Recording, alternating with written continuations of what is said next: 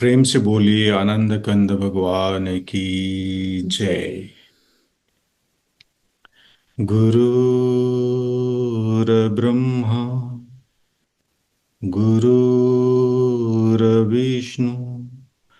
गुरुर्देव महेश्वर गुरुर्साक्षात् परम ब्रह्म तस्मै श्री गुरुवे नमः। बंदो गुरुपद कृपा सिंधु नररूप हरि महामोह तब पुंज जासु बचन रविकरणी कर अखंडमंडलाकारं व्याक्तं वेनं चराचरं तत्पदं दर्शितं वेनं तस्मै श्री गुरुवे नमः। प्रेम से बोलिए श्री सद्गुरुदेव महाराज की जय। आदि शक्ति श्री जग जननी माता जी की जय। जय। परम संत श्री हंस जी महाराज की जय। सभी दिव्य परिवारों की जय। सभी पूजनीय संत महात्माओं की जय। सच्चे गुरु दरबार की जय। जय। आज के इस ईवी वीकली सत्संग में देश विदेश से उपस्थित सभी पूजनीय संत महात्मागण, प्रेमीगण एवं जिज्ञासु सभी को स्वागत और मेरा सादर जय श्री सच्चिदानंद। हर एक शुक्रवार की तरह आज भी हम लोग सत्संग श्रवण करने के लिए उपस्थित हुए हैं इस जूम के माध्यम से।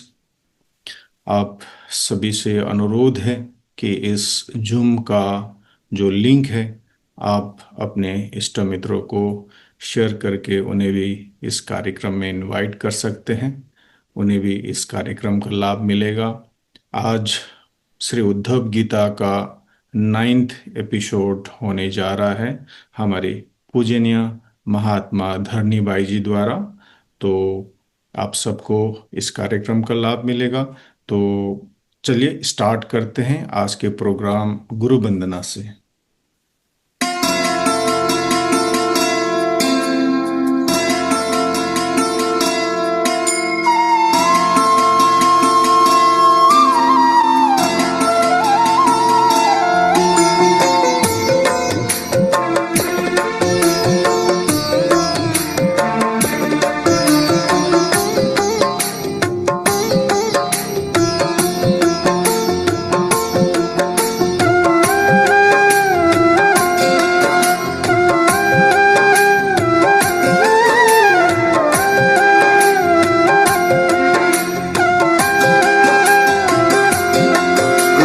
चरण कमल बलिहारी रे, प्रभु चरण कमल बलिहारी रे। मेरे मन की दुविधा तारी रे, मेरे मन की दुविधा तारी रे। गुरु चरण कमल बलिहारी रे, प्रभु चरण कमल बलिहारी रे।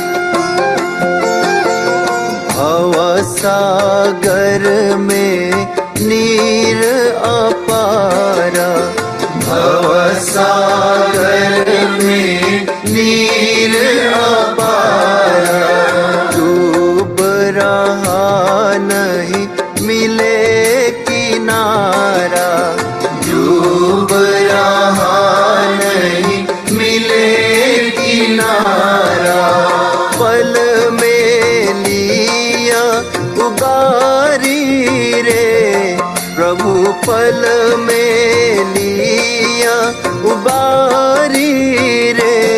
गुरु चरण कमल बलिहारी रे, प्रभु चरण कमल बलिहारी रे।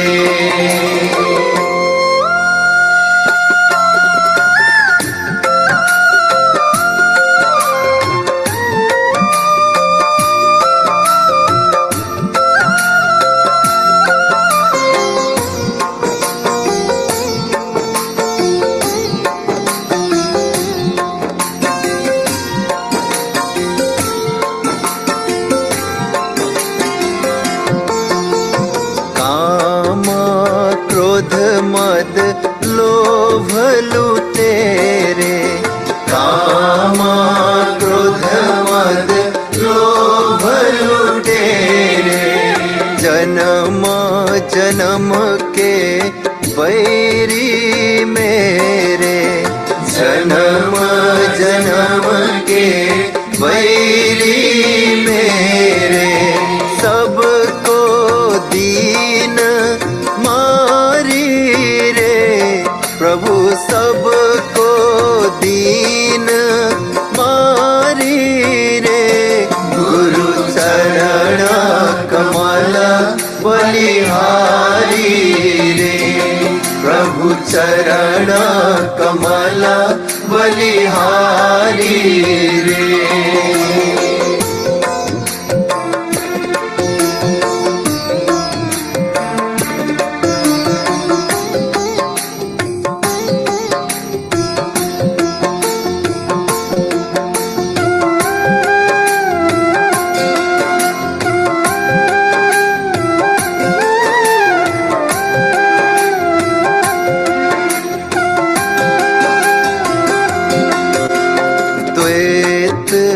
भाव सब दूर कराया, द्वैत भाव सब दूर कराया। पुराण ब्रह्म एक दर्शाया, पुराण ब्रह्म एक दर्शाया। घट घट ज्योत निहारी रे, प्रभु घट घट ज्योत निहारी रे। गुरु चरण कमल निहारी रे, प्रभु चरण कमल बलिहारी रे।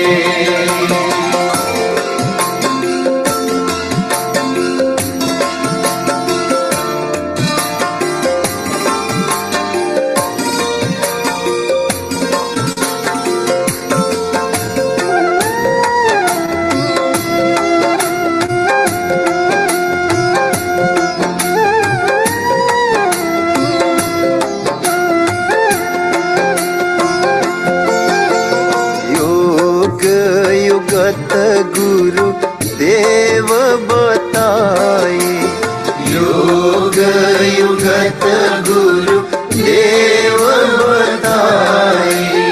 ब्रह्मानंद शांति मन आए, ब्रह्मानंद शांति मन आए। मानुष देह सुधारी रे, प्रभु मानुष देह सुधारी रे। गुरु चरण कमल बलिहारी रे, सद्गुरु चरण कमल बलिहारी रे। मेरे मन की दुविधा टारी रे, मेरे मन की दुविधा टारी रे। गुरु चरण कमल बलिहारी रे, प्रभु चरण कमल बलिहारी रे। गुरु चरण कमल बलिहारी रे। प्रेम से बोलिए आनंद कंद भगवान की जय। अभी आप अति सुंदर गुरु वंदना श्रवण कर रहे थे, जिसको छोड़ दिया था हमारे गुरु भाई इंद्र लामिछा ने, और इस वीडियो को एडिट किया था हमारे शोएग राय भाई जो इजराइल से हैं। दोनों को बहुत बहुत धन्यवाद।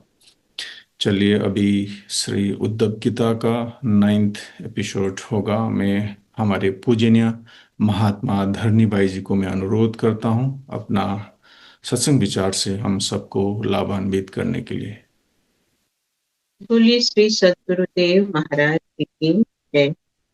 श्री आनंद कंद भगवान की जय।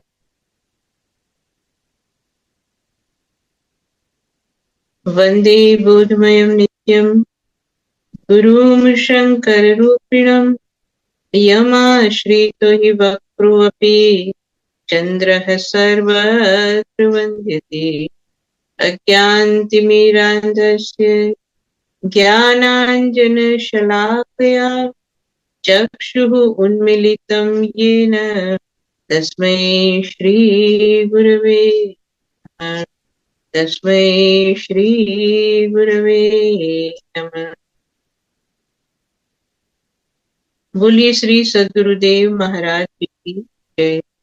श्री आनंद कंद भगवान की जय। आदिशक्ति जगत जननी श्री माता की जय। सभी दिव्य महान विभूतियों की जय। सच्चे दरबार की जय।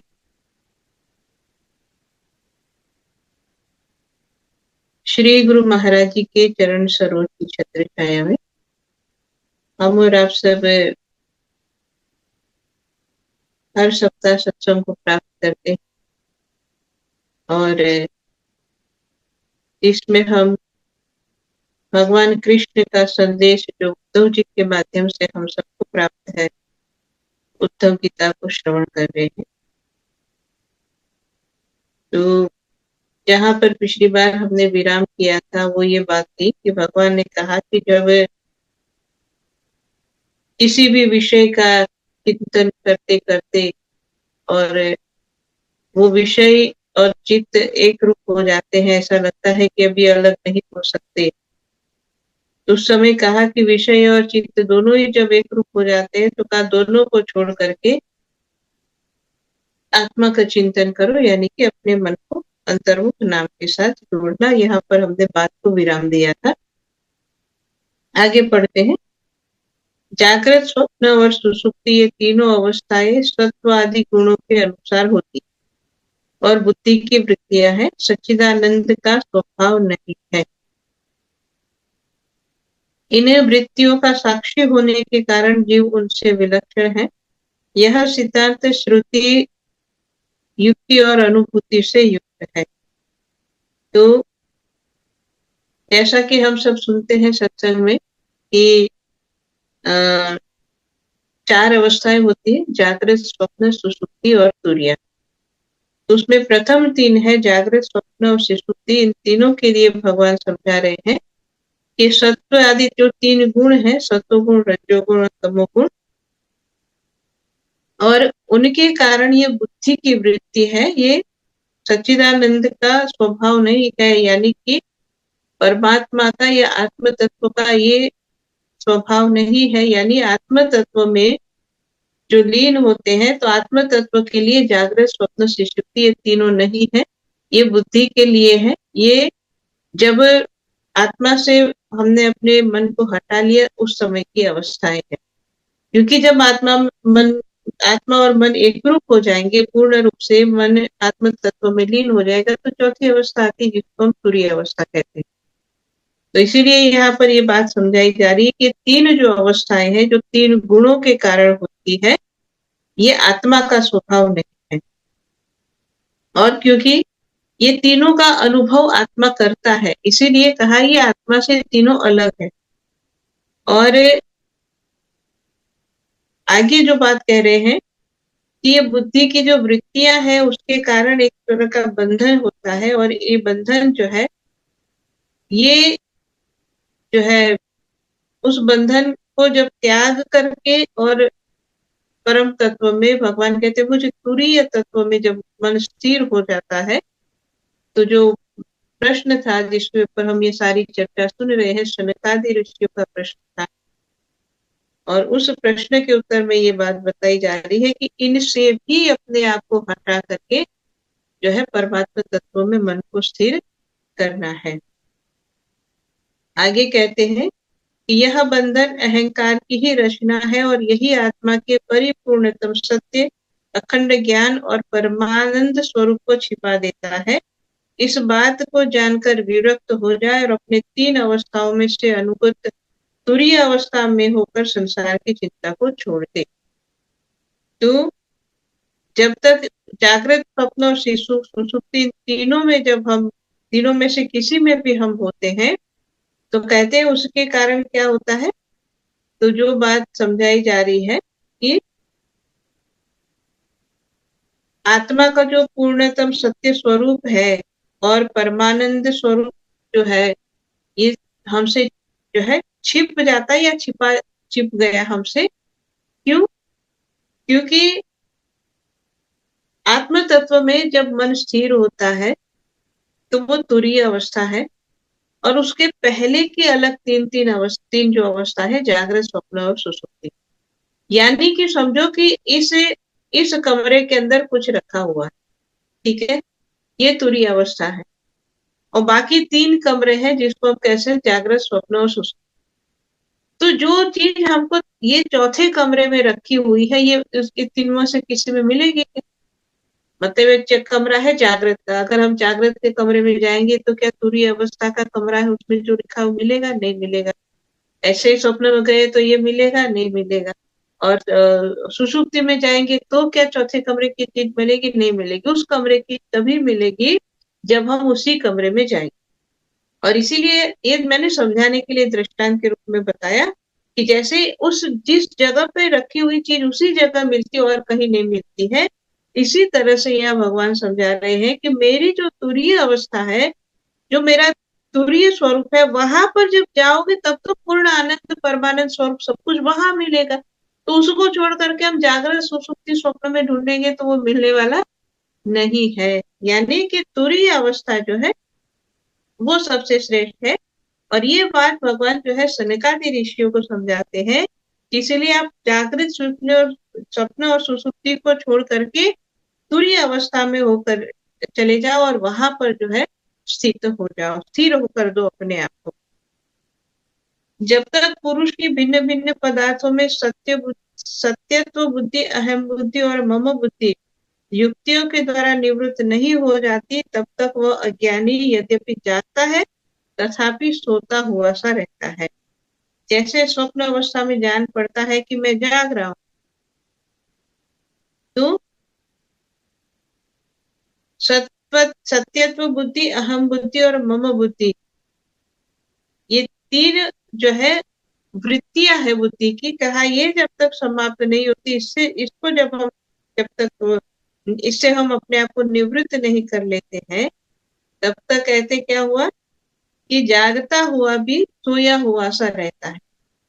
जागता हुआ भी सोया हुआ सा रहने का मतलब जैसे आगे बताया कि जैसे स्वप्न अवस्था में जान पड़ता है कि मैं जाग रहा हूँ, लेकिन वास्तव में सोए हुए होते हैं। तो जागते हुए भी सोने का अर्थ क्या होता है कि जैसे स्वप्न में हमको नहीं पता होता है कि हम स्वप्न देख रहे हैं, स्वप्न में हमको ऐसा लगता है कि जो भी हो रहा है वो मैं हूँ और मैं जाग रहा हूँ और मैं सब कुछ देख रहा हूँ।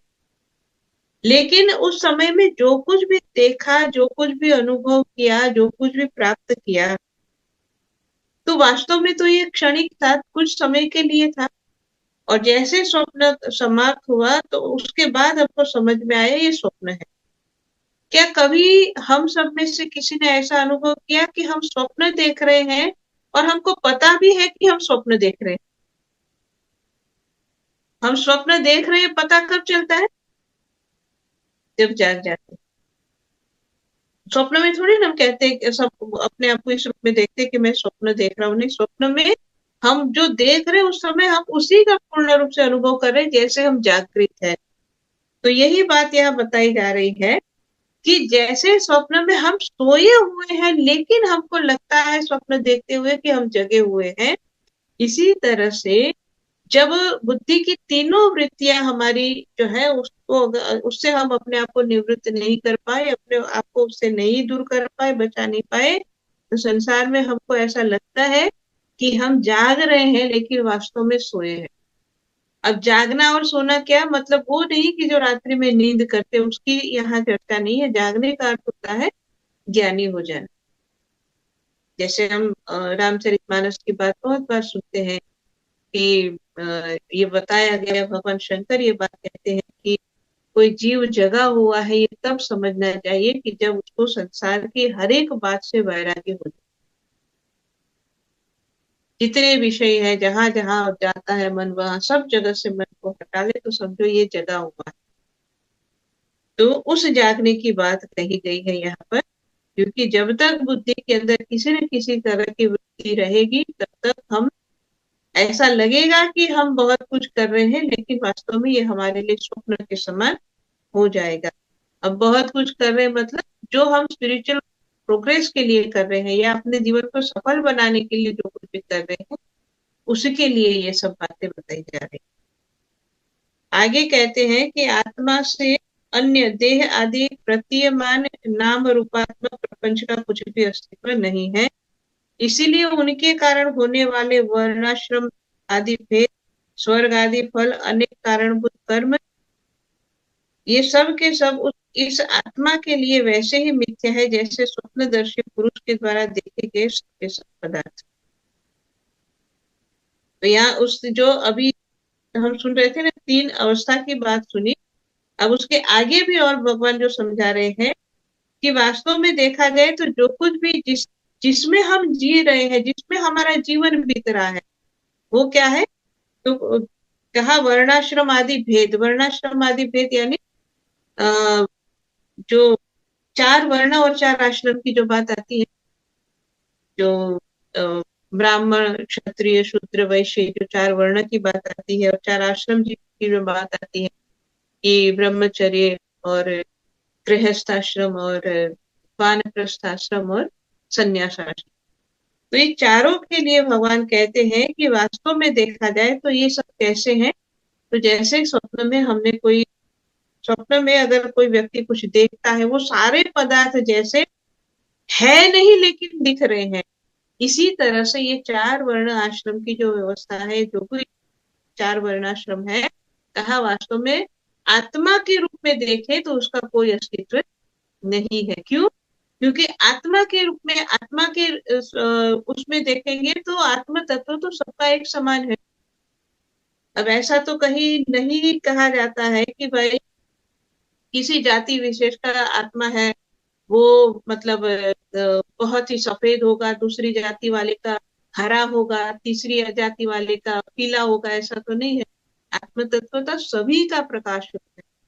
तो उस आत्म तत्व के एंगल से जब देखते हैं तो ये जितने भी वर्ण और आश्रम का भेद बनता है उसका कोई अस्तित्व नहीं है, क्योंकि सब एक रूप है, सब एक समान है, कहीं पर कोई भेद नहीं है।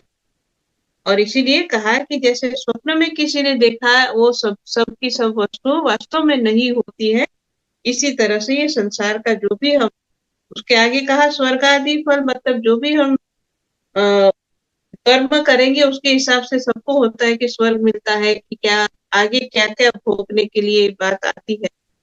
सभी इसी रूप में समझना चाहिए, क्योंकि आत्म तत्व प्रकाश रूप है और आनंद स्वरूप है। तो जहाँ आनंद स्वरूप है वहां पर सुख दुख की बात रहती नहीं, इसलिए स्वर्ग आदि फल भी उसमें रहते नहीं है। आगे कहते जो जागृत अवस्था में समस्त इंद्रियों के द्वारा बाहर दिखने वाले संपूर्ण क्षणभंगुर पदार्थों को अनुभव करता है, और स्वप्न अवस्था में हृदय में ही जागृत में देखे हुए पदार्थों के समान वासनामय विषयों का अनुभव करता है, और सुषुप्ति अवस्था में उन सब विषयों को समेट कर उनके लय का भी जो अनुभव करता है वह एक ही। तो यहाँ क्या बताया जा रहा है कि ठीक है, अभी हम जागृत है, हम जो कुछ भी सुन रहे देख रहे, जो भी संसार का अनुभव कर रहे, इंद्रियों के माध्यम से जो कुछ भी हम अनुभव कर रहे हैं, चाहे ये क्षणभंगुर है, चाहे जैसा भी संसार है, लेकिन इसका हम अनुभव इंद्रियों से कर रहे हैं। जब स्वप्न अवस्था होती है तो इंद्रियां तो सुषुप्त हो गई, इंद्रियां काम नहीं करती है, लेकिन फिर भी मन के द्वारा हम अपने अंदर में जो कुछ भी देख रहे हैं। सुषुप्ति अवस्था में तो मन भी शांत हो गया है, लेकिन फिर भी हमने उसका भी अनुभव किया। तो ये क्या बताना चाह रहे हैं कि जैसे हमने बहुत गहरी नींद, समझो कि कभी होता है कि इतनी अच्छी गहरी नींद आ जाती है, आजकल तो बड़ा मुश्किल होता है, लोगों को इतनी गहरी नींद आती भी। ये पुरानी बात है, जैसा लगता है कि ये भी मतलब कभी होता था कि जैसे पढ़े तो पता नहीं चलता था, सुबह को भी ऐसी गहरी नींद आती थी।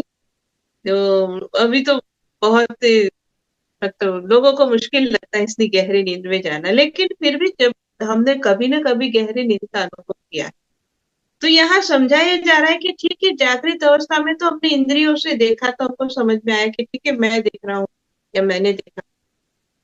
स्वप्न में इंद्रियां नहीं काम कर रही थी, लेकिन मन के माध्यम से देखा तो पता लगा हाँ मैंने ये सब देखा। स्वप्न भी तो कहते मैंने देखा, लेकिन सुषुप्ति अवस्था में तो मन भी नहीं था, तो भी सो गया था।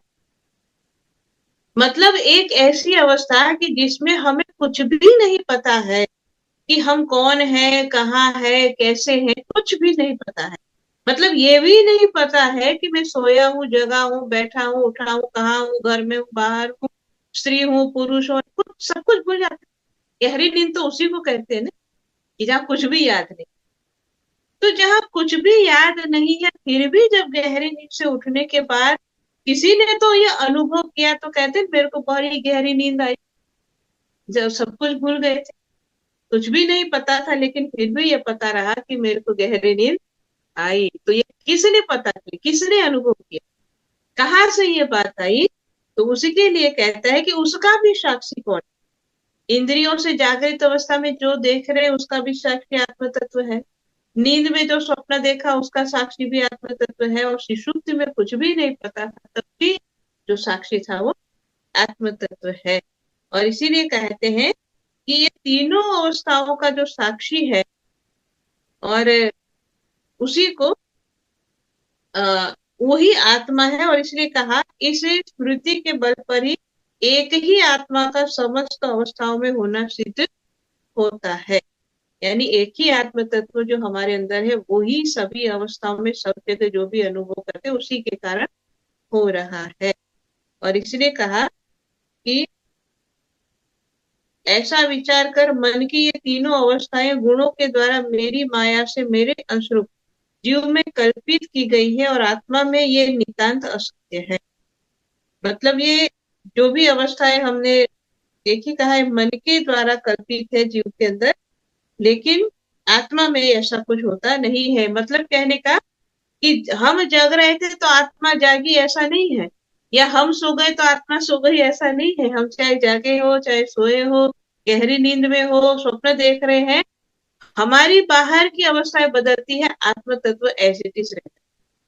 इसमें किसी के साथ उसका कोई कनेक्शन नहीं है कि हम सोए तो आत्मा भी सो गई, ऐसा होता नहीं है। ये यहाँ बताने का प्रयास किया जा रहा है।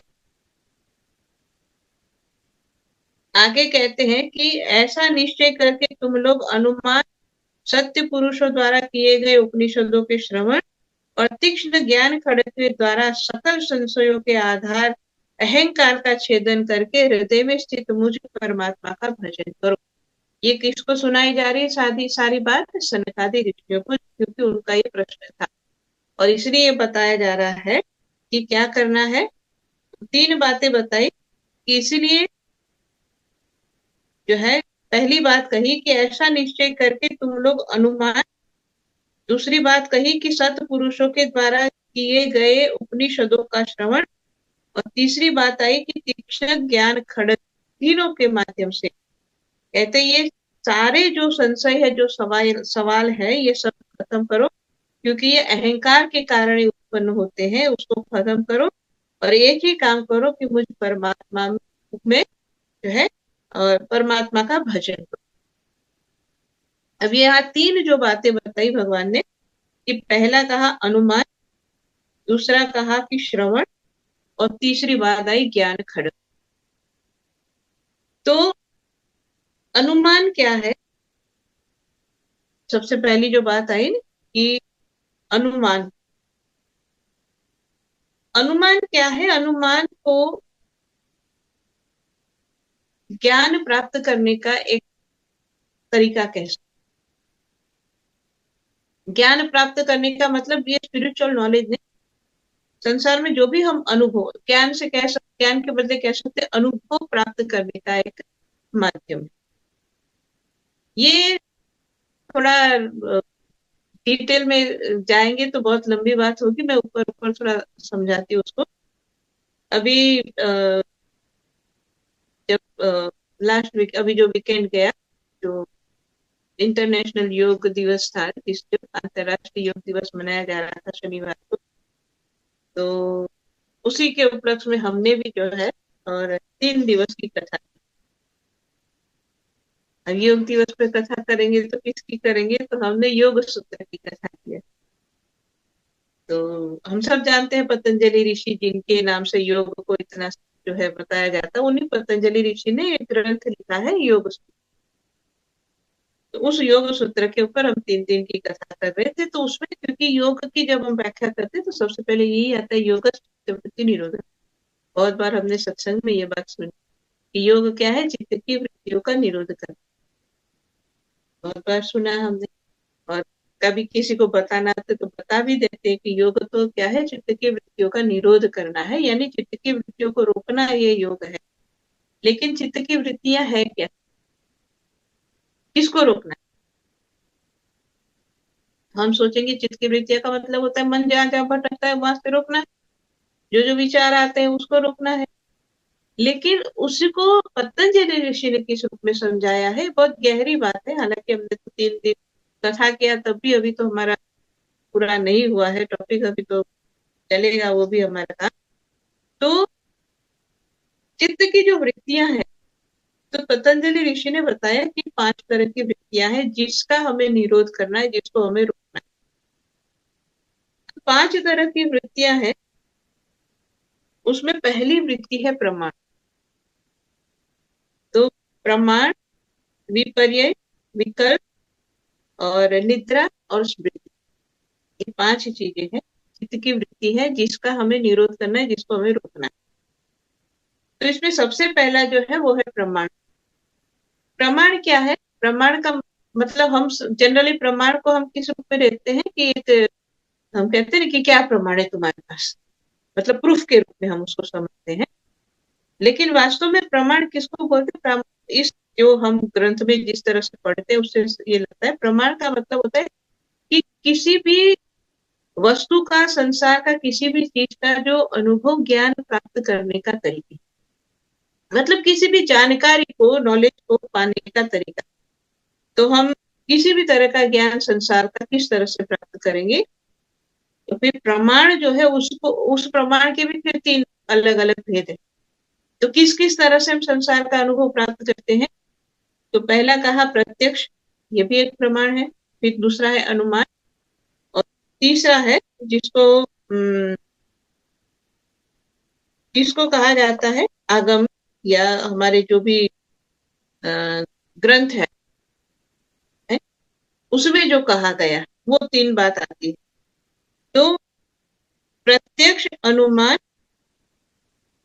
और आगम, ये 3 शब्द बताए जाते हैं। प्रत्यक्ष का मतलब जो सामने देख करके समझते हैं, कि जैसे कोई भी चीज आपके सामने, समझो कि आपके सामने एक केला रखा है, तो सामने देख करके समझ में आता है ये केला है, ये अमरूद नहीं है ना? एक जानकारी मिली ना कि ये केला नहीं है, अमरूद है। तो कैसे मिली? सामने देख करके, प्रत्यक्ष देख करके। इसलिए कहते हैं प्रत्यक्ष, किसी और चीज की जरूरत नहीं है, प्रत्यक्ष अपने आप में देख के समझ में आता है। दूसरा तरीका क्या है कोई भी जानकारी लेने का? दूसरा तरीका है कि भाई सामने नहीं है लेकिन अनुमान लगाकर है। अनुमान से मतलब जैसे उसके लिए बहुत हमेशा जो दृष्टांत दिया जाता है अनुमान को समझने के लिए, अनुमान प्रमाण के लिए, कि कहीं पर धुआं देखे तो कहते हैं कहीं आग लगी। भाई आग तो नहीं दिख रही है लेकिन धुआं दिख रहा है। तो धुआं से क्या समझ में आता है कि वहां पर आग लगी है, मतलब हमने अनुमान किया कि वहां पर आग है। उस अनुमान के माध्यम से हमको जानकारी मिले, हमको कुछ समझ में आई बात कि वहां पर आग लगी है। कभी कभी होता है कि कोई प्रत्यक्ष से बात समझ में ना आए, अनुमान से समझ में ना आए, तो उसका तीसरा विकल्प है और वो है आगम। आगम का अर्थ होते है कि हमारे जितने भी ग्रंथ है, श्रुति स्मृति के रूप में कह ले, चाहे वेद उपनिषद, जितने भी ग्रंथ है, तो बहुत सारी बातें ऐसी है कि वो उसके माध्यम से हमको समझ में आता है, उसी माध्यम से हम जानकारी प्राप्त करते हैं, या हमारा जो है हम उसको समझ पाते हैं। तो तीन तरीके होते हैं जिससे हम संसार का ज्ञान प्राप्त करते हैं। तो यहाँ भगवान जो बात समझा रहे वो क्या कह रहे हैं कि पहली बात कही अनुमान, तो कहा, क्या कहा, अनुमान जो है उसको भी छोड़। क्यों छोड़ दो? उसका भी त्याग कर दो या उससे भी अपने आप को दूर कर लो। क्यों? क्योंकि ये तीन जो बातें बताई, प्रत्यक्ष, अनुमान और आगम, ठीक है। अब तीनों में सबसे ज्यादा हमारे मन को, बुद्धि को बिजी करने वाली कौन सी चीज तीनों में से? अनुमान है। अब प्रत्यक्ष में तो जो सामने देखा, पता लग गया, ठीक है, बात खत्म, कि भाई ये केला है, अमरूद नहीं है, बात खत्म, ठीक है। और या तो फिर हमने ग्रंथ से कोई बात सुन ली, समझ ली, तो हो क्या भाई, ठीक है, हमको देखो भगवान राम ने ये कहा है, मतलब ये एकदम 100% सही, भगवान शंकर ये कहते हैं, मतलब कहते हैं, वो उसमें हमें कोई दिमाग लगाने की जरूरत है नहीं। सबसे ज्यादा दिमाग किसमें लगेगा? अनुमान लगाएंगे उसमें ना, ये भी हो सकता है, वो भी हो सकता है, कहीं ऐसा न हो, कहीं वैसा न हो, सबसे ज्यादा उसी में दिमाग चले। इसलिए भगवान कहते हैं उसको छोड़ो, ज्यादा दिमाग को किसी में उलझाने की जरूरत है नहीं है, इसलिए कहा अनुमान को मत करो, अनुमान को छोड़ो। दूसरी बात आई कि सत्पुरुषों के द्वारा किए गए उपनिषद आदि का श्रवण करें। तो ये उपनिषदों का श्रवण और ज्ञान रूपी तलवार, इनके माध्यम से कहा संशय का जो है मूल, जो हमारा अहंकार है, उसको खत्म करो। संशय खत्म करो ये नहीं कहा, संशय का मूल जो अहंकार है उसको खत्म करो। क्यों? क्योंकि अहंकार रहेगा तो फिर बाद में संशय नए नए उठते रहेंगे, और संशय उठते रहेंगे तो फिर उसी में उलझे रहेंगे, ये है, वैसा है, ऐसा है, ये करे, वो करे, उसमें उलझे रहेंगे। तो कहा उसकी जड़ ही खत्म करो। ये सारे संशय क्यों आते हैं? तो अहंकार के कारण ये सारे उत्पन्न होते हैं। इसलिए कहते हैं कि ज्ञान की खड्ग से, ज्ञान की तलवार से इसी को पहले खत्म। और जब ये खत्म होगा तो अहंकार खत्म, तो संशय नहीं रहेगा, संशय नहीं रहेगा तो मन को कहीं भागने के लिए मौका नहीं रहेगा, नहीं रहेगा तो भाई सीधे परमात्मा में लगा, और कहीं जाने देने की जरूरत है नहीं है, क्योंकि खिड़कियां सारी बंद कर देंगे तो कहाँ भागेगा ये बात। इसलिए हम आरती में गाते हैं कि ज्ञान खड़ग देकर मैं गुरु सब समझा, ज्ञान रूपी तलवार दे करके गुरु महाराज ये सब खत्म करते हैं। तो यही बात यहाँ भगवान कह रहे हैं कि ज्ञान रूपी खड़ग, और दूसरी बात है कि जो हम धर्म ग्रंथों से सुनेंगे, श्रवण करेंगे, इनका उपयोग करके और हमको संशय का जो आधार है, उसका जो मूल है अहंकार, उसका छेदन करते हैं। अब जब ये शब्द आता है ना अहंकार, मैं तो सोच रही थी आज बहुत ज्यादा मैं 4-5 पेज पढ़ लूंगी, लेकिन थोड़ी थोड़ी चीजों में मैं अटक जाती हूँ, अभी फिर से अटक गई। अहंकार, तो अहंकार क्या है ये भी समझना पड़ेगा भाई, जिसका छेदन करना है वो अहंकार है। तो जनरली अहंकार को हम किस रूप में समझते हैं? हम अहंकार क्या सोचते हैं? अहंकार का मतलब कि, मतलब दो चीज है ना, एक अहंकार और एक अभिमान। तो दोनों में कितना फर्क है समझते हैं। अहंकार जो है ना हमारा चतुष अंतकरण में आता है, मन बुद्धि चित्त और अहंकार, चार चीज मिलकर चतुष अंतकरण बनता है। तो अहंकार क्या है? अहंकार के कारण हम अपने आप को दूसरे से अलग, ठीक है, जिसको हम मैं कहते हैं कि अभी जो इतने लोग सुन रहे हैं, तो अब समझने के लिए कि सब जो अभी सामने जो इतने सारे लोग सुन रहे हैं, लेकिन आकाश भाई तो है, ये मेरे को पता है क्योंकि उन्होंने तो सब अनाउंस किया। तो मैं, आकाश भाई दोनों अलग अलग है, कि मैं हूँ, मैं आकाश नहीं हूँ, और आकाश भाई है, वो मैं नहीं। ये तो हमारी समझ में आता है, ठीक है। क्यों हमको अब हम अपने आप को दूसरे से जो अलग करते हैं, वो अहंकार। और इसीलिए उसको अंतःकरण में स्थान दिया है। क्यों? क्योंकि हम जब अपने आप को दूसरे से अलग करते हैं, तब तो फिर हम दूसरा कोई बात सोचते हैं। अब समझो कि यहाँ पर कोई ऐसा भेद ही ना हो कि जितने आप यहाँ बैठ करके सुन रहे हो और मैं यहाँ पर बैठ के सुना रही हूँ, हम सब में कोई भेद ही ना हो, तो फिर संसार में क्या है? भेद है तब तो सारी बातें हो रही। इसलिए भगवान राम ने क्या कहा, मैं और मोर त्यों माया, मैं और मेरा तू और तेरा। ये जो भेद जो बनाता है वो अहंकार। और एक रूप में ये अहंकार इसलिए हमारे साथ अंतःकरण में, चतुष अंतःकरण में है, क्योंकि उसके रहने पर ही तो हम संसार का अनुभव करते हैं, है ना। इसी से तो हम देख रहे हैं कि भाई मैं हूं और ये पेड़ है, तो मैं अपने आप को पेड़ नहीं समझती हूँ, ये पेड़ है और ये मैं हूँ। ये जो अलग हुआ, ये अहंकार के कारण अलग। तो ये अहंकार है। और अभिमान क्या है? ये अलग किया कि भाई मैं हूँ, तुम हो, ये अहंकार हो गया। लेकिन मैं ही हूँ, ये अभिमान हो गया। मैं हूँ, मैं ही हूँ, फर्क है ना दोनों में। हाँ, तो ये है अहंकार और अभिमान। तो यहाँ भगवान किसको खत्म करने के लिए कह रहे हैं? अहंकार को खत्म करने।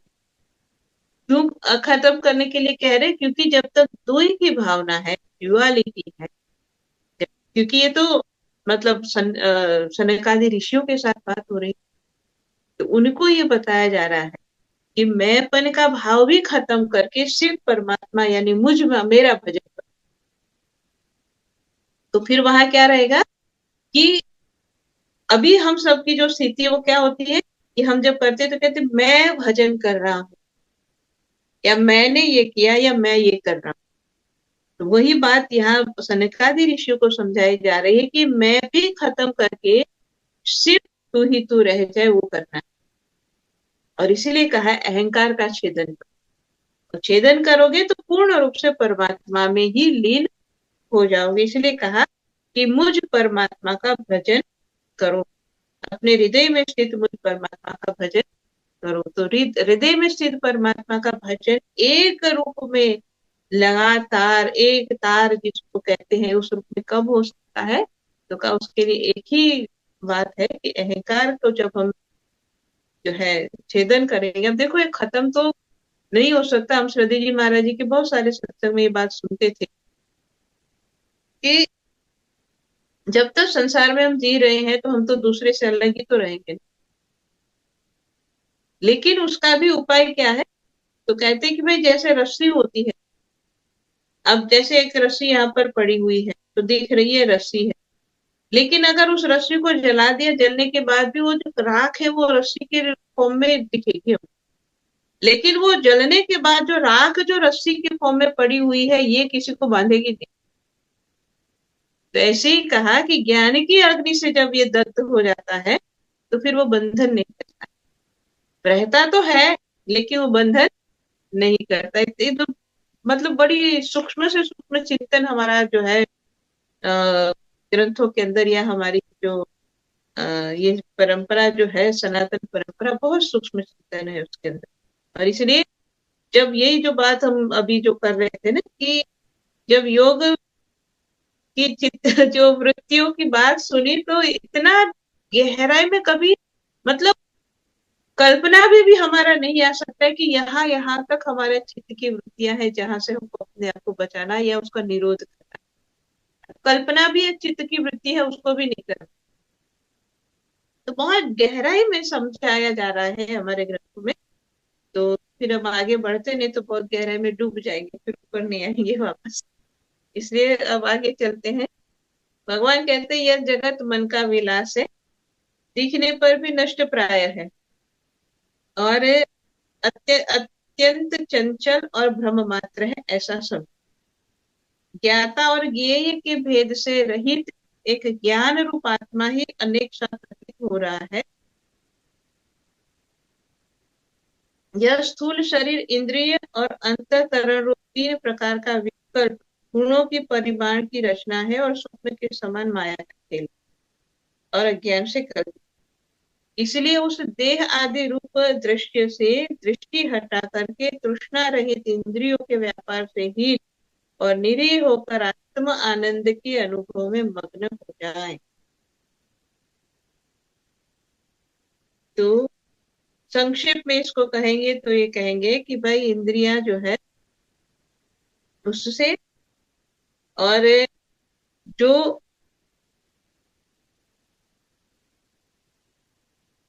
जहां जहां भी मतलब हमारा विचार या मन जाता है, जो माया का जहां तक विस्तार है, ये सारा अज्ञान से कल्पित है। तो शायद शरीर की बात हो, और क्योंकि हम कहाँ कहाँ हम उलझे उलझे रहते ज्यादातर अगर सोचे तो। सबसे पहले कहा देहादि रूप मतलब शरीर के अंदर, ठीक है। हमारा पहला चिंतन, हमारा जो मन का सबसे ज्यादा उलझना शरीर के साथ होता है। फिर उससे आगे बढ़ेंगे तो शरीर के बाद आता है मन। तो शरीर में जो इंद्रियां है और इंद्रियों के माध्यम से उनको करते उसमें उलझे रहते हैं। फिर मन है, उसकी इच्छाएं हैं, उसके अंदर हम फंसे रहते हैं। तो ये जितना भी हम जहां जहां हम अपने आप को बिजी करके रखते, जहां जहां हमारा मन का रहता है, तो कहा इन सब से अपने आप को जो है हीन करके, या इन सबको होते हुए भी उससे मन को हटा करके जो आत्मा का आनंद स्वरूप है उसमें हमें स्थित होना है।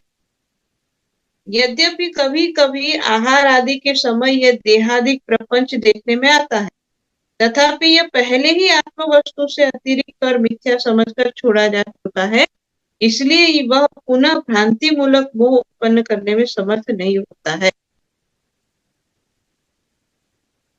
तो अब जब बात आती है ना कि भाई सब जगह से मन को हटा लो, अपने आत्मा स्वरूप में स्थित हो जाओ, लेकिन फिर भी जो हम क्वेश्चन कर सकते हैं वो भगवान अपने आप बता रहे। फिर भी हो सकता है कि जैसे कि जो आहार आदि के लिए मतलब शरीर है तो भूख तो लगेगी, अब कुछ ना कुछ तो खाना ही पड़ेगा। तो जब भोजन करने के लिए तो फिर हमको देह की जो इच्छा है उसको पूरी करनी पड़ेगी। लेकिन जो यहाँ समझाया जा रहा है वो ये कहा जा रहा है कि ठीक है, आपको अगर आप पूर्ण रूप से आत्म स्वरूप में स्थित हो जाते हो और आपको भूख लगी है तो ठीक है, जो मिला वो खा लोगे, लेकिन उस भोजन में आप उलझोगे। जरूरत ही खा लिया, फिर वापस अपना अंदर चले है। तो कहा ये हमारे बंधन का कारण नहीं बनने वाले हैं, और इसीलिए कहा कि इस तरह से और नश्वर शरीर संबंधी इन बातों पर दृष्टि नहीं डलेगी, और फिर जो हमारा लक्ष्य है वास्तव में उसकी तरफ हम आगे बढ़ेंगे।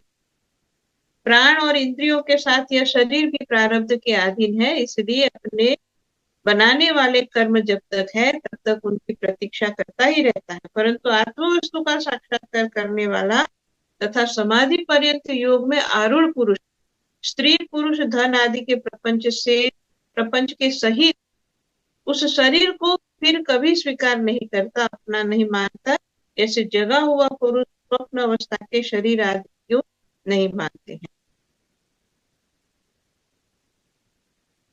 सनकादि ऋषियों, मैंने तुमसे जो कुछ कहा वह सांख्य और योग का दोनों का गोपनीय रहस्य है। मैं स्वयं भगवान तुम लोगों को तत्व ज्ञान का उपदेश करने के लिए यहाँ आया हूँ। हे विप्रवरों, मैं योग सांख्य सत्य रुद्र तेज श्री कीर्ति और दम इन सबका परम गति यानी परम अधिष्ठान हूँ। मैं समस्त गुणों से रहित हूँ और किसी की अपेक्षा नहीं करता। फिर भी साम्य असंग आदि सभी गुण मेरा ही सेवन करते हैं, मुझ में प्रतिष्ठित है। क्योंकि मैं सबका हितैषी हूँ, सुहृद, प्रियतम और आत्मा। सच पूछो तो तुम्हें सच पूछो तो उन्हें गुण कहना भी ठीक नहीं है, क्योंकि सत्वादि गुणों के परिणाम नहीं है और नित्य है। प्रिय उद्धव, इस प्रकार मैंने सनकादि मुनियों के संशय को मिटाया और उन्होंने परम भक्ति से मेरी पूजा की, मेरी महिमा का गान किया। जब उन परम ऋषियों ने भली भांति मेरी पूजा और स्तुति कर ली, तब मैं ब्रह्मा जी के सामने अदृश्य होकर अपने धाम में लौट गया। क्योंकि सनकादि को जो प्रश्न का उत्तर दे रहे थे उसी की सारी बात थी। तो इसमें जो एक और बात जो शुरू में पढ़ी उसको थोड़ा सा संक्षेप में जल्दी जल्दी समझ लेते हैं कि प्राण और इंद्रियों के साथ यह शरीर भी प्रारंभ के अधीन है, यानी कि इसके बनाने वाले कर्म जब तक है तब तक उसकी प्रतीक्षा करता ही है। यानी कि मतलब जो अगर कोई व्यक्ति पूर्ण रूप से अपने आप में आत्म स्वरूप में स्थित भी हो गया फिर भी शरीर तो रहेगा। क्यों रहेगा? क्योंकि जब तक उसके शरीर के शरीर के होने के लिए जो जो कर्म बाकी है वो जब तक वो रहेंगे तब तक शरीर तो रहेगा। लेकिन यहाँ जो बात समझाई जा रही है कि शरीर है, ठीक है, हमारे कोई तो कर्म थे जिसके लिए हमको शरीर मिला है। शरीर मिला है तब तो हम भजन साधना करेंगे, तब तो समाधि में जाएंगे, तब तो पूर्णता को प्राप्त करेंगे। तो शरीर तो माध्यम है। लेकिन जब आत्म तत्व में स्थित हो गए तो उसके लिए फिर ये बात कहते हैं कि फिर ये सब कुछ होते हुए भी कहते हैं कि मनुष्य उन सब से अपने आप को इस तरह से परे कर लेते हैं जैसे स्वप्न में कोई चीज मिली तो ये मेरी नहीं है, तुरंत हम सोच लेते हैं।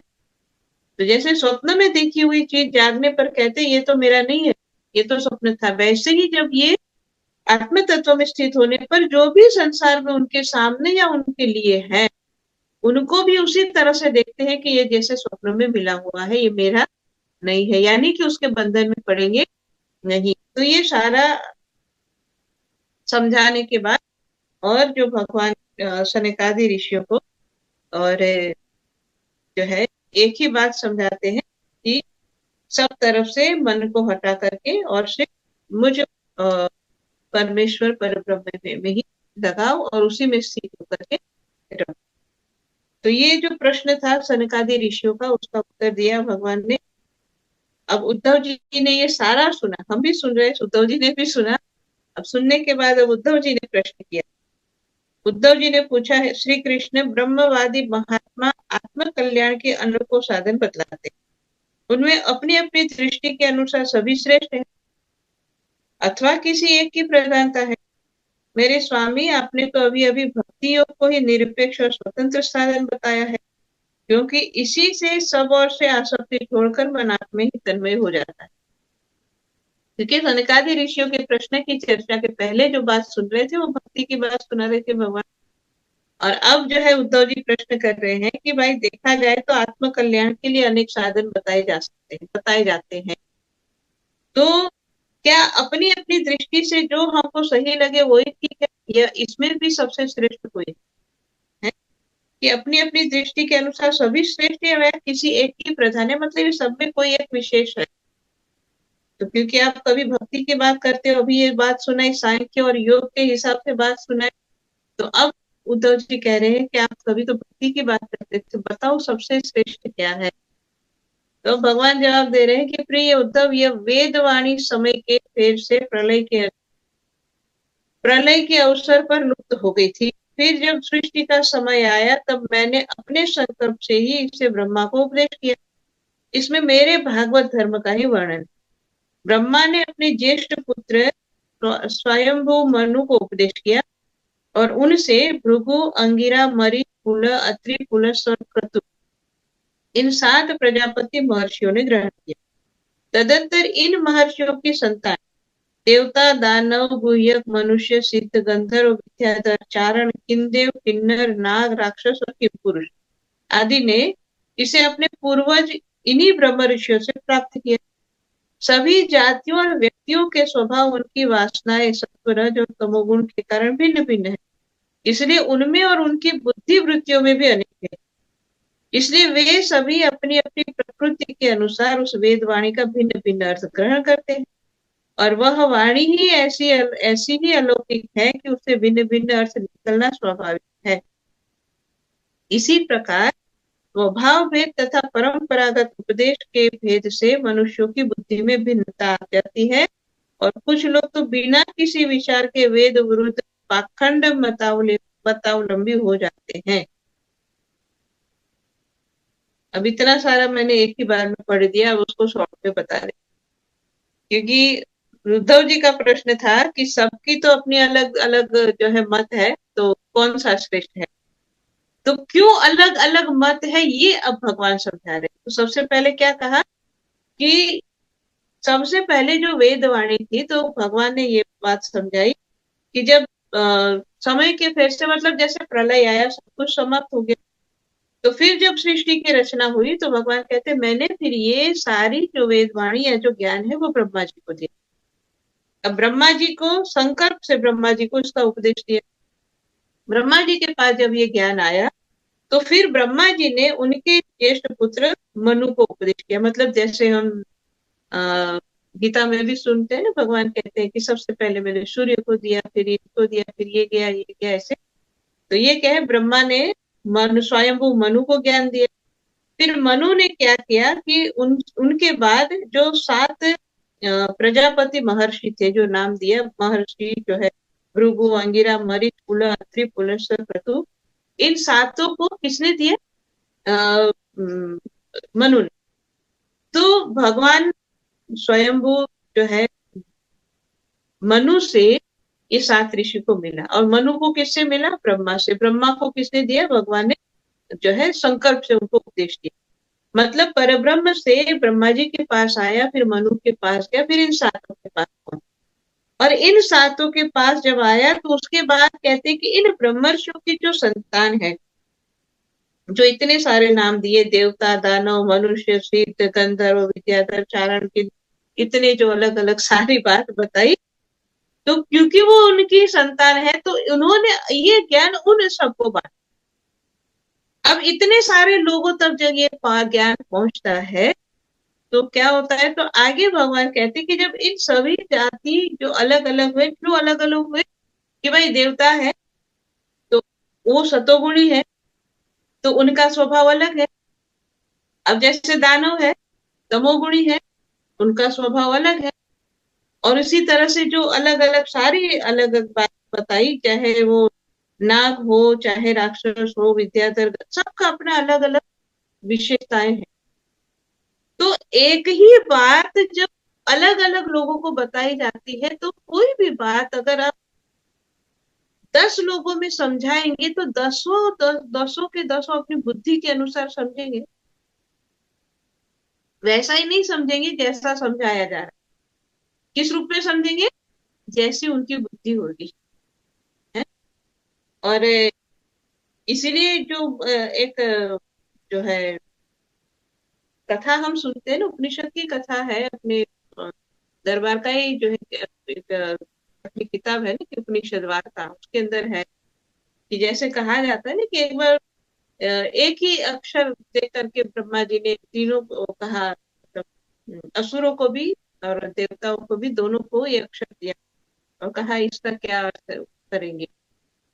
तो द शब्द दिया, तो जो है देवताओं ने कहा द से होता है दमन, यानी इंद्रियों का दमन है। मतलब एक ही अक्षर दिया जाए तो सभी तो अपनी अपनी बुद्धि से सोचेंगे, एक ही बात हो लेकिन सभी तो अपनी अपनी बुद्धि से सोचेंगे, है। जैसे कितनी बार हम सत्संग में वो कहानी नहीं सुनते कि एक जो गुरु के 2 शिष्य थे, और दोनों को लेकर के जब गुरु जा रहे थे, पुराने समय में तो ऐसे ही होता था ना कि जो प्रैक्टिकल सारी बातें सिखाई जाती थी। तो एक आम के बगीचे में पहुंचे, गुरु महाराज भी बैठे हैं, गुरु के साथ दोनों शिष्य भी बैठे हैं, और वहां पर उन्होंने देखा कि बहुत सुंदर आम लगे थे, तो बहुत सारे बच्चे कोई पत्थर मार के, कोई डंडे मार के आम को गिरा रहे थे। तो जो गुरु थे, उन्होंने दोनों शिष्यों को देख करके कहा कि देखो वहां पर क्या हो रहा है। दोनों ने देखा, फिर उनको पूछा अच्छा बताओ इससे तुमको क्या सीखने को मिला। एक ही दृश्य देखा है ना कि आम का पेड़ है, उसमें आम लगे और बच्चे पत्थर या डंडा मार के उसको गिरा रहे, एक ही दृश्य दोनों शिष्यों ने देखा। तो कहा अच्छा बताओ तुमने इससे क्या सीखा। तो पहला शिष्य कहता है गुरु महाराज मेरे को तो ये बात समझ में आ गई कि जो है चाहे कोई आपको किसी भी तरह से प्रताड़ित करे, लेकिन जरूरी नहीं कि आप उसी रूप में उसका जवाब है। मतलब जैसे कि बच्चे तो पत्थर मार रहे हैं पेड़ को, लेकिन बदले में पेड़ तो आम दे रहा है। वो पत्थर थोड़ी मार रहा है, बच्चे ने पत्थर मारा तो पेड़ भी पत्थर नहीं मारा, वो आम दे रहा है। मतलब कि बच्चे ने पत्थर मारा, उसने बदला जो है आम से दिया। मतलब कोई आपके साथ बुरा भी करे तो जरूरी नहीं आपको भी बुरा करना चाहिए। ये उसने सीखा। उसने कहा गुरु महाराज मेरी तो समझ में आया कि आपके साथ उपकार करे तो उसके ऊपर उपकार करो, बदला ऐसे लिया। मतलब टिट फॉर टेट नहीं होना चाहिए, जो इसका कहने का भाव। दूसरे को पूछा अच्छा बता तेरे को क्या समझ में आया। तो दूसरा कहता है गुरु महाराज मेरे को तो यही समझ में आया कि बिना डंडे के कोई काम नहीं होता। कहा क्यों। अब देखो आम के पेड़ के इतने बड़े आम, बड़े सुंदर आम लगे, अब पेड़ को खुद को तो खाने नहीं, उसके किसी काम के नहीं है, लेकिन बिना पत्थर मारे वो देता भी नहीं है। इसलिए संसार में बिना डंडे का कोई काम होता नहीं है। तो बात तो एक ही थी ना, दृश्य तो एक ही देखा, लेकिन दोनों ने अपनी अपनी बुद्धि से समझा है। इस एक ने समझा अच्छे रूप में कि भाई ठीक है कोई आपके साथ बुरा करे तो उसके साथ बुरा करने की कोई जरूरत नहीं है, और दूसरे ने कहा बिना बुरा के काम। तो यही बात यहाँ भगवान समझा रहे हैं कि भाई जो वेद की जो वाणी थी, जो ज्ञान था, वो अपने आप में जो था, वो जब इतने अलग अलग लोगों तक पहुंचा तो सबने अपनी अपनी बुद्धि से उसको समझा। और क्योंकि सबने अपनी अपनी बुद्धि से समझा तो कोई सात्विक था, कोई राजसिक था, कोई तामसिक था, और इसलिए इनकी अलग अलग बुद्धि के कारण इसको अलग अलग रूप में समझ करके अलग अलग रूप में बताया। वास्तव में वो एक ही है, लेकिन जैसी बुद्धि तामसिक बुद्धि वाले ने उसके उस रूप में देखा, वो उसी को बताना शुरू कर दिया कि भाई यही सबसे ठीक है। राजसिक बुद्धि वाले ने उसी रूप में समझा, कहा यही सबसे सही है, और सात्विक ने कहा भाई यही सबसे सही। तो कहा कि इस तरह से उनकी बुद्धि के कारण इसमें अनेक भेद हो गए, और इसी के कारण फिर भिन्न भिन्न अर्थ भी करने लग गए। अक्सर एक ही बात के अलग अलग अर्थ भी लोग करने लग गए। और इसीलिए भगवान कहते हैं कि स्वभाव भेद और परंपरागत उपदेश के भेद से, जो ये प्रश्न था ना कि भाई इतने अलग अलग रास्ते क्यों बताए जाते, तो भगवान ये समझाना चाह रहे हैं कि रास्ते अलग अलग मैंने नहीं बनाए हैं। भगवान कह रहे हैं मनुष्य की बुद्धि ने उसके रास्ते अलग कर दिए। ज्ञान तो अपने आप में एक ही, वो बहुत सारे नहीं है। ज्ञान ज्ञान तो एक ही है, लोगों ने बुद्धि से उसको अलग रूप में समझना शुरू किया। और इसीलिए कहते हैं कि आगे कहा कि इसी तरह से कर्म संस्कार और अपनी अपनी रुचि के अनुसार आत्म कल्याण के साधन भी फिर अनेक बताए जाने लगे। अनेक है नहीं, आत्म कल्याण के साधन बहुत सारे नहीं है, एक ही साधन है। लेकिन अब जो अभी हम जो सुन रहे हैं ना, इसी के कारण ये रास्ते बहुत सारे अलग अलग हो गए हैं। और इसलिए आगे कहते हैं कि पूर्व मीमांसक अब कहाँ कहाँ किस तरह से लोगों ने समझा, ये थोड़ा शॉर्ट में इसको देख लेंगे कि पूर्व मीमांसक धर्म को, साहित्य आचार्य यश को, काम शास्त्री काम को, योगवेत्ता सत्य और शम दम आदि को, दंड नीतिकार ऐश्वर्य को, त्यागी त्याग को, और लोकायतिक भोग को ही मनुष्य जीवन का स्वार्थ यानी लाभ बताते हैं। अब देखो जिस व्यक्ति की जैसे बुद्धि है उसी हिसाब से वो कहता है। इसलिए कहा कि एक योगवेत्ता कहेगा कि अपने जीवन में यम नियम को आचरण में नहीं लाए, अगर आपने श्रम दम आदि नहीं किया, अगर आपने प्राणायाम नहीं किया तो आपका जीवन बीते। ठीक है। और इसी तरह से कहते हैं कि त्यागी जो व्यक्ति होगा, वो कहेगा सब कुछ छोड़ो, किसी में कुछ नहीं रखा, त्याग सबसे बड़ी चीज। आज सब संसार में ये देखने को मिलता है ना, कोई कहेगा त्याग सबसे बड़ा, कोई कहेगा दान सबसे बड़ा, कोई कहेगा ये सबसे बड़ा, कोई कहेगा वो सबसे बड़ा। तो भगवान कह रहे हैं कि भाई अपने अपने बुद्धि से सब मनुष्य जीवन के लक्ष्य को ही अलग कर दिया, उसका स्वार्थ ही अलग हो गया कि भाई क्या किस लिए जीवन मिला है। तो कोई कहेगा यश के लिए मिला है, कोई कहेगा सत्य के लिए मिला है, कोई कहेगा त्याग के लिए मिला है, कोई कहेगा भोगों के लिए मिला है। अब इन सब में कौन सी बात सही है? क्या भोग के लिए मिला? नहीं। क्या त्याग के लिए मिला? नहीं। किस लिए मिला? मिला तो था उस परमात्मा में स्थित होने के लिए। लेकिन जब वो बात जब बताई गई तो जो बुद्धि अलग अलग हुई उसके कारण अलग अलग बातों को ग्रहण, और इसीलिए रास्ते अलग नहीं है, ये सबकी बुद्धि की उपज है कि परमात्मा जो है आत्म कल्याण के अनेक रास्ते हैं, ऐसी बात है नहीं। और इसीलिए आगे कहते कर्म योगी लोग यज्ञ तप दान व्रत यम नियम को पुरुषार्थ बतलाते हैं, परंतु ये सब तो कर्म है, और इसके फलस्वरूप जो लोग मिलते हैं वे उत्पत्ति और नाश वाले हैं। कर्मों का फल समाप्त हो जाने पर उससे दुख ही मिलता है, इसलिए उसकी अंतिम गति तो अज्ञान है, उससे सुख तो मिलता नहीं है। तो जो तुम्हारी बात कही ना, तो कर्म योगी जो होगा वो कहेगा भाई यज्ञ करो तप करो दान करो, लेकिन क्या ये सब कुछ करने के बाद भी तो क्या मिलेगा? स्वर्ग मिल गया, कुछ क्षणिक सुख मिल गया, लेकिन बाद में तो जहां से वहीं वापस आना होता है। इसलिए कहा कि इन विभिन्न साधनों के फेर में पड़ना नहीं चाहिए। इन शॉर्ट, इन सब में उलझने की जरूरत नहीं है, क्योंकि ये अलग अलग बुद्धि से निकाले गए रास्ते हैं। वास्तव में ये कोई सत्य, ये कोई एक वो रास्ता नहीं है जो भगवान ने ब्रह्मा जी को बताया था।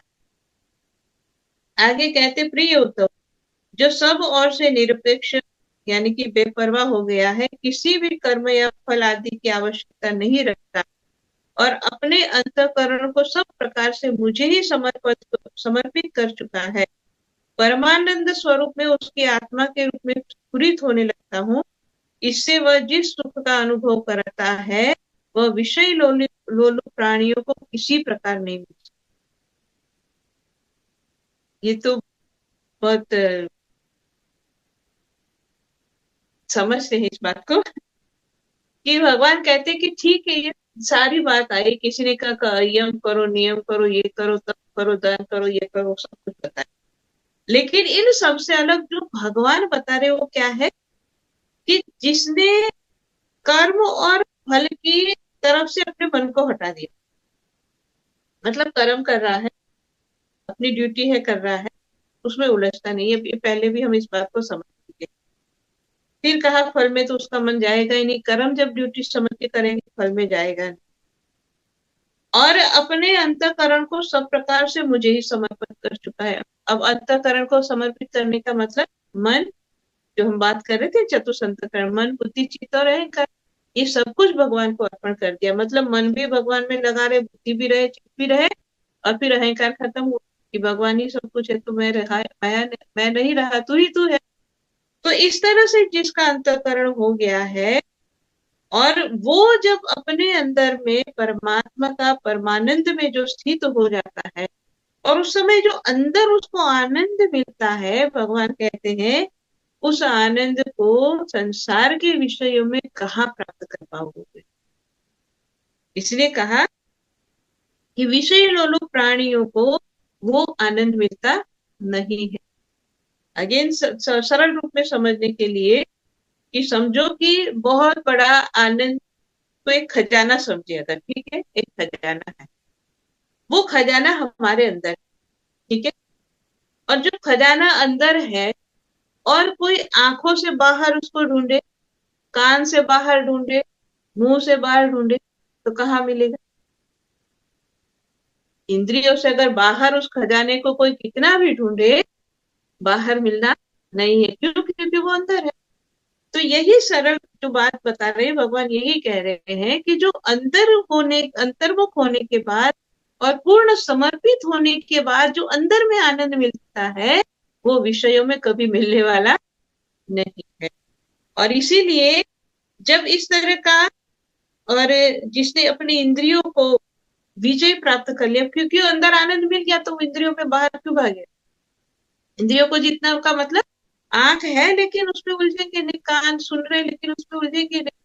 तो इंद्रियों पर जिसने विजय प्राप्त कर लिया है, जिसको अंदर खजाना मिला है, तो उसके लिए फिर ये छोड़ना कोई बहुत बड़ी बात नहीं होती, अपने आप छूट जाता है, क्योंकि अपने अंदर में उसको बहुत बड़ा खजाना मिल रहा है। और इसीलिए कहते हैं कि इंद्रियों पर जो विजय प्राप्त कर लेता है फिर वही शांत और समदर्शी हो जाता है। शांत और समदर्शी मतलब कि उसको फिर और कहीं पर भी किसी तरह की कोई मतलब अप्स एंड डाउन्स नहीं रहते। सब समदर्शी का मतलब सबको एक बराबर दिखती है।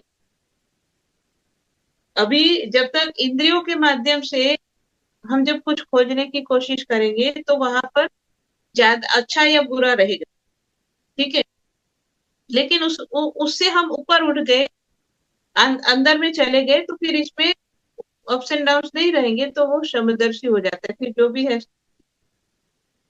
और फिर जब समदर्शी हो जाएगा तो शांत भी हो जाएगा, फिर वहां अशांति नहीं रहेगी, फिर वहां कोई किसी तरह का और चंचलता नहीं रहेगी। और इसलिए कहते हैं कि जब इस तरह से फिर वो समदर्शी हो जाता है, और जो मेरी प्राप्ति से ही मेरे सानिध्य का अनुभव करके सदा सर्वदा पूर्ण संतोष का अनुभव करता है, क्योंकि समदर्शी और शांत हो गए उसी को संतोष मिले हो। नहीं तो फिर संसार में इच्छा रहेगी ये भी मिले वो भी मिले, क्योंकि इंद्रियों के माध्यम से प्राप्त करना चाहते हैं। तो ये जब स्टॉप हो गया तो फिर वो संतुष्ट हो गया, इसीलिए कहा फिर उसको पूर्ण जो है संतोष का भी अनुभव होता करता है। और उसके लिए आकाश का एक एक कोना आनंद से भरा हुआ होता है, मतलब वो जहां भी दृष्टि डाले उसको आनंद ही आनंद। एक आकाश का कोना मतलब आकाश को कितना विशाल, कहाँ देखने जाएंगे, लेकिन वहां भी उसको आनंद ही समझ में आता है, क्योंकि अंदर में आनंद का अनुभव उसने किया है। फिर आगे कहते हैं, जिसने अपने को मुझे सौंप दिया है वह मुझे छोड़कर न तो ब्रह्मा का पद चाहता है न देवराज इंद्र का। उसके मन में तो सार्वभौम सम्राट बनने की इच्छा होती है, ना नहीं होती, और ना स्वर्ग से भी श्रेष्ठ रसातल का स्वामी भी बनना नहीं चाहता। तो योग की बड़ी बड़ी सिद्धियों और मोक्ष तक की अभिलाषा नहीं करता है। हे उद्धव, मुझे तुम्हारे जैसे प्रेमी भक्त जितने प्रियतम है उतने प्रिय मेरे पुत्र ब्रह्मा, शंकर, सगे भाई बलराम जी और अर्धांगिनी लक्ष्मी जी और मेरा आत्मा भी मुझे इतना प्रिय नहीं है, जिसे किसी भी अपेक्षा नहीं है, किसी की भी अपेक्षा नहीं है, जो जगत के चिंतन से सर्वथा उपरत होकर मेरे मनन चिंतन में रहता है, नहीं रखता है, सबके प्रति समान दृष्टि रखता है। ऐसे महात्मा के पीछे पीछे मैं निरंतर यह सोचकर घूमता रहता हूँ कि उनके चरणों की धूल उड़कर मेरे ऊपर पड़ जाए और मैं पवित्र हो जाऊं। इतनी सारी मेरी बात इसमें पढ़ ली, और ये सारी बात हम लोग ना अक्सर भजन में गाते। ब्रह्मानंद जी का एक भजन है, आप लोग को याद आ गया होगा, कौन सा भजन? उदो मोहे संत सदा प्यारे। बहुत गाते हैं इस भजन को, अक्सर हम गाते हैं। और भजन सत्संग की शुरुआत कर रहे होंगे तो इसी को बहुत पसंद करते गाने के लिए। उदो मोहे संत सदा अति प्यारे, जाकी महिमा वेद उचारे। है ना? जिन संतों की महिमा स्वयं वेद गाते हैं, वो कैसे है वो संत? तो इसमें भी यही गाते हैं ना भजन के, मेरे कारण छोड़ जगत के भोग पदार्थ सारे। इसने संसार के भोगों को छोड़ दिया, निष्दिन ध्यान धरे हृदय में, सब घर काज विसारे, जो ध्यान में ही मस्त है। उसमें भी ये बात हम, ब्रह्मानंद जी का भजन है जिसमें हम पढ़ते हैं कि मैं संतन के पीछे जाऊं जहां जहां संत सिधारे, चरण चरण रज निज अंग लगाओ शोधू गाथ हमारी, कि उनके चरणों की रज मुझे मिल जाए, ये सोच के मैं उनके पीछे पीछे जाता हूँ। संत मिले तो मैं मिल जाऊं, संत न मोते न्यारे, बिन सत्संग मुझे नहीं पावे, कोटि जतन कर डाले, जो संतन के सेवक जग में सो मुझ सेवक भारे, ब्रह्मानंद संत जन पल में सब बहुबंधन टारे। तो इसी में तो ये, इसी से तो भजन बनाया है ना, जो भी हम सुन रहे हैं उद्धव जी का, उसी में से तो ये भजन बनाया है। तो जो बात भगवान ने कहा कि जो सब तरफ से मन को हटा करके सिर्फ और सिर्फ जिनका पूर्ण चिंतन मुझे परमात्मा स्वरूप में लगा है, तो मनन चिंतन जो भी समझो सब कुछ जो है उस परब्रह्म का हो रहा है, जिसके कारण राग द्वेष भी नहीं है, जो सबके प्रति एक समान दृष्टि रखता है। भगवान कहते मैं ऐसे महात्माओं के और उनकी चरण रज मेरे ऊपर पड़े तो मैं पवित्र हो जाऊं, इस इच्छा से, इस भाव से मैं उनके पीछे पीछे जाता हूँ। जो सब प्रकार के संग्रह परिग्रह से रहित है, जहां तक कि शरीर आदि में भी ममता नहीं रखते, जिनका चित्त मेरे ही प्रेम के रंग में रंगा है, जो संसार की वासनाओं से शांत हो चुके हैं और जो अपनी उदारता के कारण स्वभाव से ही समस्त प्राणियों के प्रति दया और प्रेम का भाव रखते हैं, किसी प्रकार की कामना जिसकी बुद्धि का स्पर्श भी नहीं कर पाती, उन्हें मेरे जिस परमानंद स्वरूप का अनुभव होता है उससे और कोई नहीं जान सकता, क्योंकि वो परमानंद तो केवल निरपेक्षता से ही प्राप्त होता है। तो जब तक ये सब छूटेगा नहीं तब तक परम आनंद की प्राप्ति होगी नहीं। ये सारी बातों को हम अपने लिए, क्योंकि अपनी बुद्धि से समझेंगे ना, जैसे अभी हम पढ़ रहे थे, भगवान कह रहे सब अपनी बुद्धि से समझते हैं, चाहे कितनी अच्छी से अच्छी बात हो, तो हम भी अच्छी अपनी बुद्धि से समझेंगे तो हमारी समझ में भी यही आएगा कि जितना है ये सब कुछ, जब तक हम इसको खत्म नहीं करेंगे, जब तक इसको छोड़ेंगे नहीं, तब तक परमानंद का अनुभव होने वाला नहीं है। तब तक तो जो भी है, जो अनुभव हो रहा है, अपने हिसाब से थोड़ा बहुत हम उसी में खुश रहते हैं, लेकिन जब तक छूटेगा नहीं ये, क्योंकि ये सब मन का संसार है, मन की बनाई हुई जो सारी दुनिया है हमारी, इसलिए जब तक मन से ये सब नहीं छूटेगा तब परमानंद। इसलिए कहते हैं कि दो दोनों में से कोई भी एक ही मिलेगा, या तो जो है माया मिलेगी या तो राम मिलेगी। तो यही बात है इसमें कि जब सब कुछ छोड़, जिसका छूट गया, जिसने छोड़ दिया, तो भगवान कहते हैं उसको जो आनंद मिलता है वो किसी को नहीं मिलता, किसी की समझ में भी नहीं है। तो यही पर विराम देते हैं। अब आगे अब इसमें जो है कि ये जो सारी बात बताई, भगवान कहते हैं ये ऐसे ऐसे भक्त होते हैं और मैं उनके पीछे पीछे जाता हूँ, लेकिन कहा कि कोई कारणवश अगर ऐसी पूर्णता ना आए तो क्या, वो अब अगली बार सुने, क्योंकि फिर वो भी फिर एक लंबा टॉपिक हो जाएगा, तो हमको विराम लेना जरूरी है। तो यहीं पर वाणी को विराम देते हैं। बोलिए श्री सद्गुरुदेव महाराज की जय, आनंद कंद भगवान की। प्रेम से बोलिए आनंद कंद भगवान की जय जय। आदि शक्ति श्री जगजननी माता जी की जय। जय श्री कृष्ण कन्हैया लाल की जय। हमारे पूजनीय महात्मा धरणीभाई जी को अपना अमूल्य सत्संग विचार से हम सबको लाभान्वित करने के लिए बहुत बहुत धन्यवाद। आज के इस कार्यक्रम में जितने भी महानुभाव इस जूम के माध्यम से जुड़कर सत्संग श्रवण कर रहे हैं, आप सभी को भी बहुत बहुत धन्यवाद। हमारा ये यूई वीकली सत्संग every Friday Dubai time 8 PM to 9:15 PM तक होता है, और जिस जूम लिंक से आप लोग जुड़े हुए हैं, एवरी फ्राइडे सेम लिंक पर ही होता है। तो नेक्स्ट फ्राइडे भी आप लोग जब जुड़े तो इस लिंक को जरूर शेयर करें, दूसरों को भी इनवाइट करें। जितने भी दुबई में रहने वाले प्रेमीगण हैं उन्हें भी आप लोग फिर से शेयर करें, उन्हें भी इनवाइट करें, फिर से प्रोत्साहित करें कि सत्संग में एवरी फ्राइडे जुड़े। तो आज के कार्यक्रम हम लोग यहीं पर ही समाप्त करते हैं। एक छोटी सी प्रार्थना होगा, प्रार्थना के लिए मैं भाई जी को अनुरोध करता हूँ।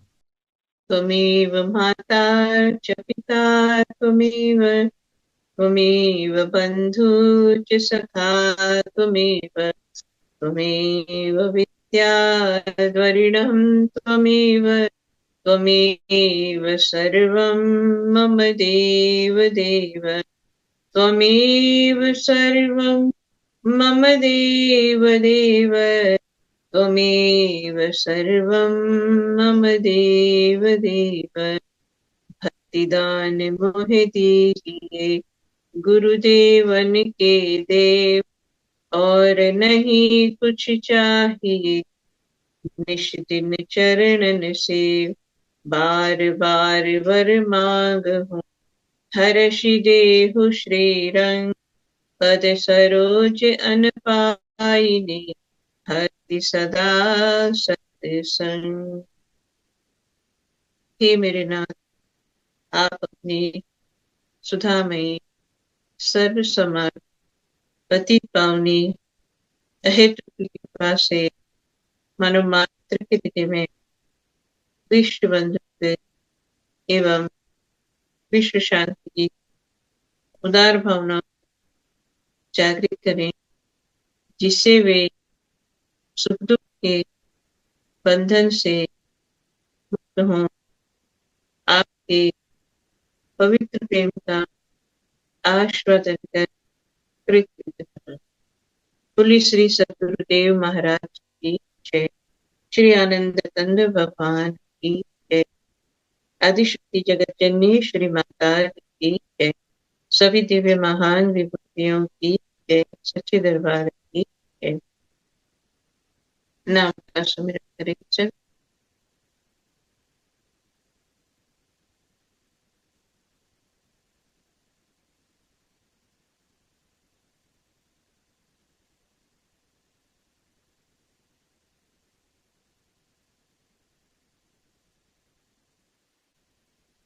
बोलिए श्री सद्गुरुदेव महाराज